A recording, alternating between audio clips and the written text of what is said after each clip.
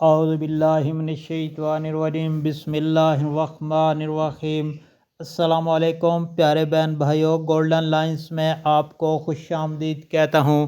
اللہ پاک سے دعا ہے آپ کو عافیت کے سائے میں رکھے، آمین یا رب العالمین۔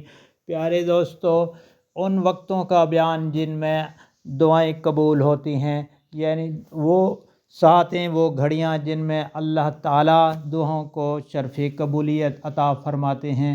پیارے دوستو، شب قدر زیادہ تر امید یہ ہے کہ جو شب قدر ہوتی ہے ماہ رمضان کے آخری عشرہ کی طاق راتوں میں، یعنی 21ویں، 23ویں، 25ویں، 27ویں اور 29ویں شب میں آتی ہے۔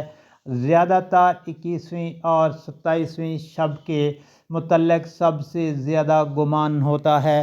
اس کے بعد عرفہ کا پورا دن، ذوالحجہ کی 9ویں تاریخ، رمضان المبارک کا پورا مہینہ، جمعہ کی رات یعنی جمعرات اور جمعہ کی درمیانی رات، جمعہ کا پورا دن، روزانہ رات کا دوسرا آدھا حصہ، روزانہ رات کا پہلا تہائی حصہ، روزانہ رات کا آخری تہائی حصہ، روزانہ رات کا آخری تہائی حصہ کا درمیان، روزانہ سحر کے وقت۔ سب سے زیادہ دعا کے قبول ہونے کی امید جمعہ کی ساتیں ہیں۔ ان ساتوں میں اللہ تعالیٰ دعاؤں کو شرف قبولیت عطا فرماتے ہیں، اور ان کے متعلق مختلف احادیث کے تحت مندرجہ ذیل دوستو اقوال ہیں۔ یہ سات یعنی جمعہ کے دن امام کی خطبہ کے لیے ممبر پر بیٹھنے سے لے کر نماز جمعہ ختم ہونے تک ہے، جماعت کھڑی ہونے کے وقت سے لے کر سلام پھیرنے تک ہے۔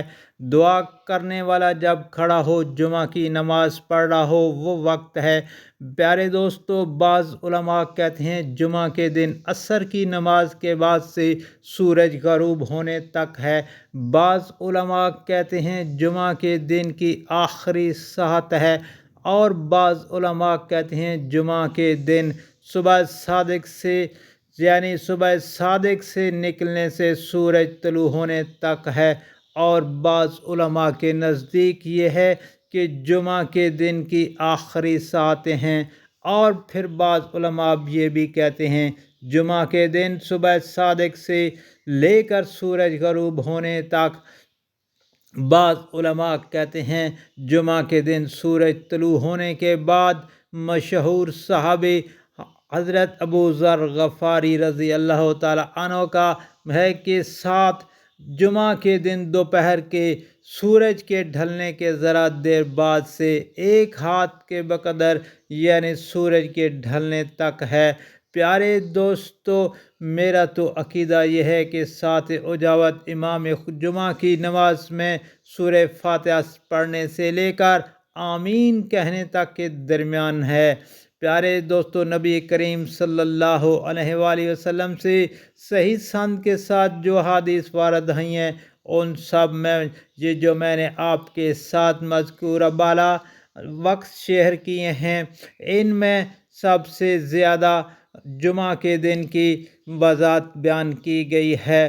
پیارے دوستو، امام نودی رحمۃ اللہ علیہ کا کہنا ہے کہ اس سات کا صحیح بلکہ ایسا درست ترین وقت ہے کہ اس کے علاوہ کسی قول کو اختیار کرنا ہی جائز نہیں ہے۔ وہ ہے جو صحیح مسلم میں حضرت موسیٰ اشعری رضی اللہ تعالیٰ عنہ سے روایت ہے کہ سات اجابت کا وقت امام کی خطبہ ممبر پر بیٹھنے سے لے کر نماز ختم ہونے تک ہے۔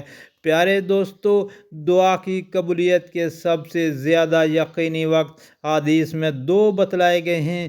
ایک وہ لیلۃ القدر یعنی رمضان میں جو آخری عشرے میں طاق راتوں میں سے ہوتی ہے، شب قدر، اور دوسرا جمعہ کی سات اجابت یعنی دعا قبول ہونے کی سات۔